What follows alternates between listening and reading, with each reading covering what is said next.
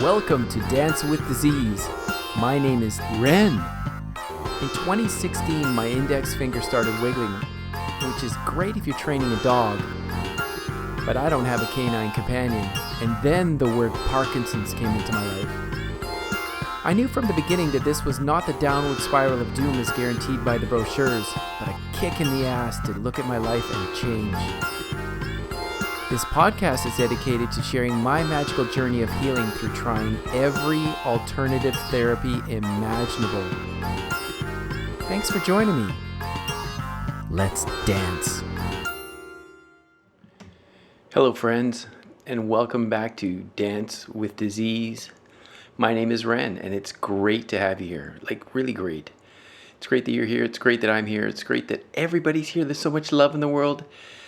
And so much growth to be happening right now. I'm really feeling like this new year is the year of healing, and I've just got things to say. So, for example, I'm doing my yoga practice a moment ago, and I used to have a moment where I would reach my arms up into the air, close them around an anchor to shoot that anchor into the ground. The anchor is an ancient Christian symbol for faith.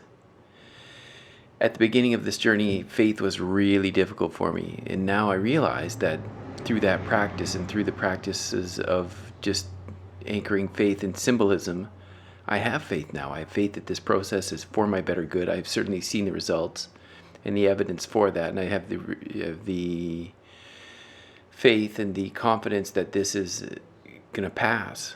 I will gain the enormous life messages from this, and I'm on the way up. On the way up, friends, on the way up. And you, how are you doing?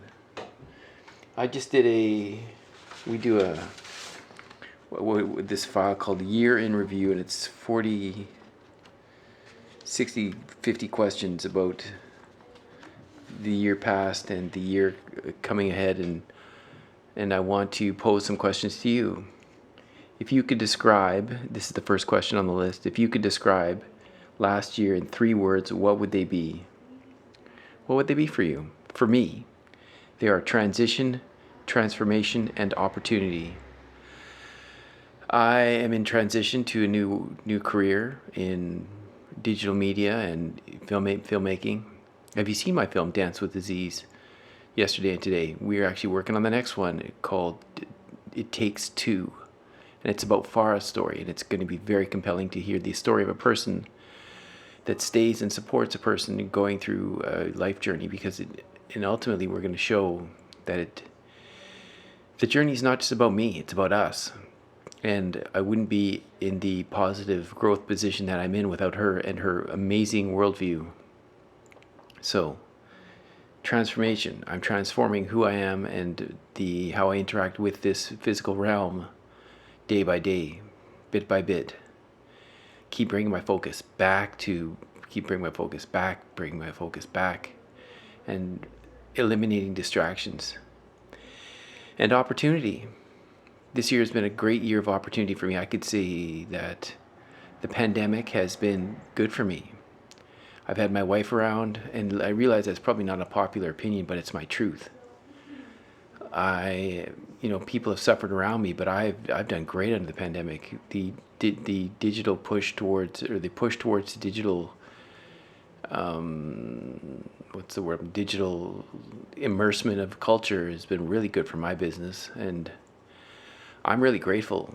I'm not grateful that people are suffering, but I'm grateful that my life is doing great, and we have abundance. So we don't earn a lot of money, but we have incredible abundance. And it's interesting, the mindset change, that if you are feeling abundant, the amount of stuff or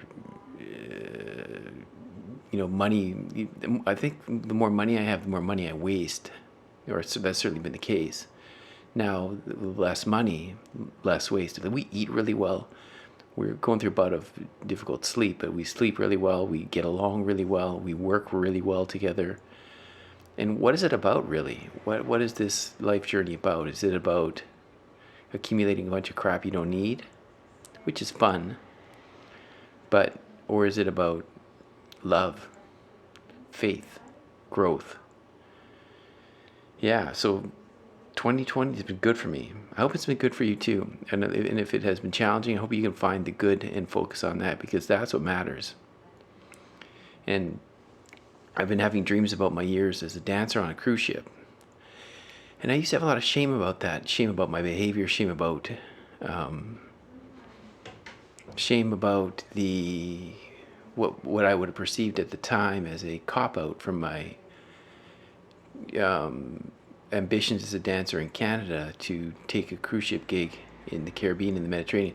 And it sounds great, and looking back on it, it was a wonderful experience to be able to travel, because cruise ship life is easy, really easy. Like in the like we, as a dancer anyway, right? People that do the service jobs of cleaning and cooking and stuff, they work hard. But as a performer, as a person that engages with the public in that context, it's easy. It's physically, yeah, it's easy. So I used to feel shame about it, that I copped out, that I didn't, I was living in Toronto before I left, and Toronto intimidates me because it's very much like a large city, and in my opinion, you can just fall through the cracks.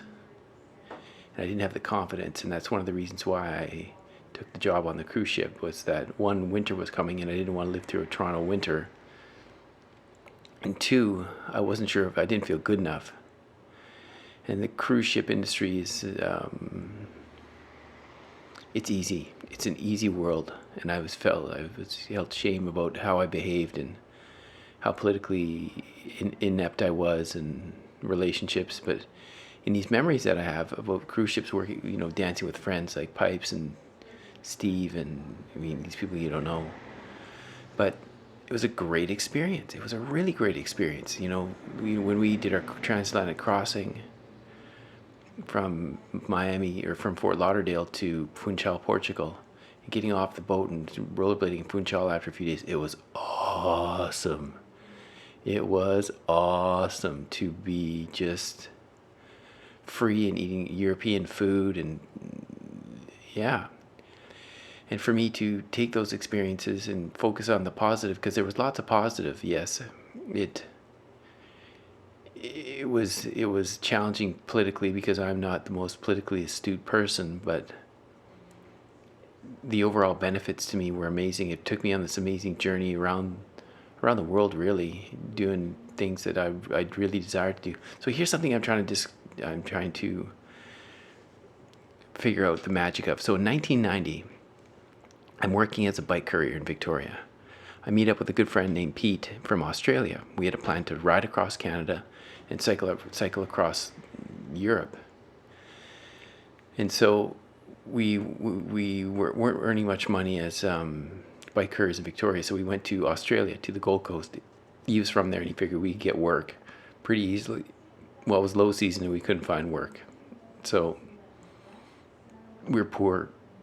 But during that time, I had a desire to dance professionally. Still, at that point, I had very little. I had maybe 3 or 4 classes of actual training, but I had a desire to dance. So to pursue that desire to dance, I what did I do? I saw I saw a person that I saw an ad in the newspaper for dancers. So I responded thinking I was a dancer, because I could, at that time it was the beginning of hip hop, or maybe dance music, black dance music, and the Running Man and Roger Rabbit and all these popular dance moves I could do. I could do them well. So I thought I was a dancer. Anyway, I showed up at this audition. I cycled there for about an hour and a half through a torrential downpour. I was soaked. I arrive, and it's a huge cattle call. Hundreds of people talking really pretentiously about dancing with Janet Jackson, etc. Like people with real experience and real training. I was way out of my league, but I hid in the back. I knocked over a ladder, but I kept going. I kept pushing. I kept trying. And then when it came to the trick section, I had tricks. I could flip and I could do things that were tricky. So I get to the trick section. I almost fall off the stage.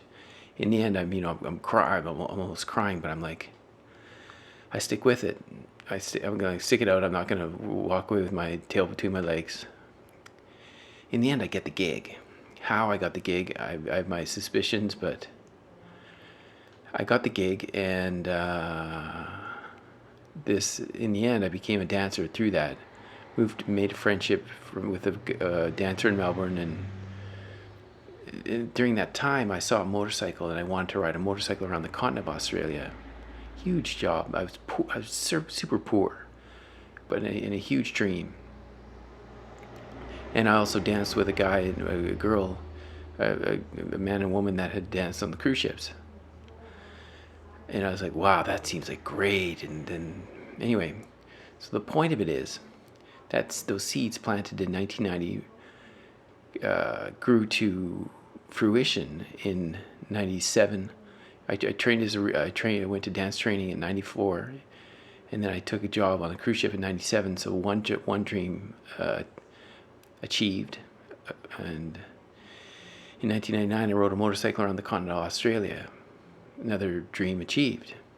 So what was special about 1990 is what I'm trying to figure out.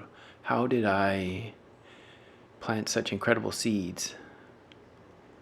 And maybe the seed of Parkinson's was planted. Maybe not the seed of specifically of Parkinson's was planted at one point, but maybe the seed of transformation. I desired transformation. And I can see that, my wife Farah has an incredible worldview of positivity, and she can see the positive in almost anything. She doesn't surround herself with negative opinions or worldviews because it doesn't serve her. That's brilliant. And so when she took mantra initiation in 2008, my suspicion is that I was scared, for one, because it was so foreign to me. But maybe I planted a seed about wanting to transform as well, because I wasn't going to give up on my marriage, but I was scared. So I think, because at that point I was being really immature about her path, because I was so afraid of it, that she almost left me. And then I made a strong determination to change, and I think that's what this is about. Now I've got the message.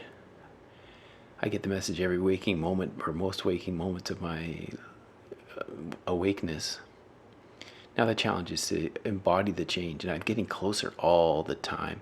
And being able to look back on my past and not feel shame about it is huge. And so if you want a copy of this year in review in PDF form so you can do it yourself, I highly recommend it. It's really great we've been doing it for a couple of years now, and to look back on the year and just see the growth and the change. For me, 2021 is a year of boundaries. To be able to set boundaries with my mother in a kind way.